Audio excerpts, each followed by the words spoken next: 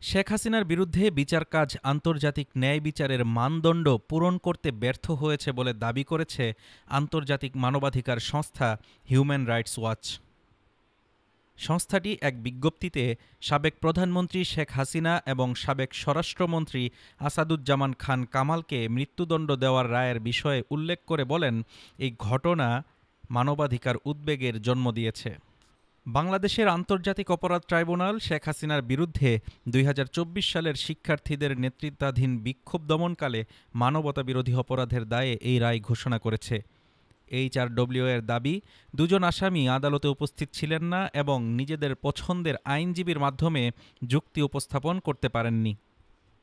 HRW বলছে, prosecution ৫৪ জন সাক্ষী হাজির করেছিল। তাদের প্রায় অর্ধেকই বিশেষজ্ঞ সাক্ষ্য দিয়েছেন, অন্যরা ছিলেন ভুক্তভোগী বা তাদের পরিবারের সদস্য। শেখ হাসিনার বিরুদ্ধে প্রমাণ হিসেবে সরকারি কর্মকর্তাদের সঙ্গে তার কথোপকথনের অডিও রেকর্ডিং ছিল, যেখানে তিনি প্রাণঘাতী অস্ত্র ব্যবহারের নির্দেশ দিয়েছেন বলে মনে করা হয়।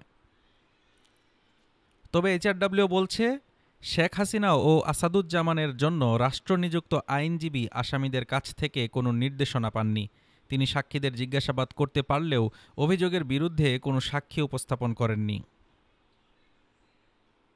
সংস্থাটির এশিয়া বিভাগের উপপরিচালক মীনাক্ষী গাঙ্গুলি বলেছেন, নির্যাতনের শিকার ব্যক্তিদের ন্যায়বিচার ও ক্ষতিপূরণ পাওয়ার অধিকার রয়েছে, তবে ফৌজদারি বিচার প্রক্রিয়ায় আন্তর্জাতিক ন্যায় বিচারের মানদণ্ড মেনে চলা আবশ্যক।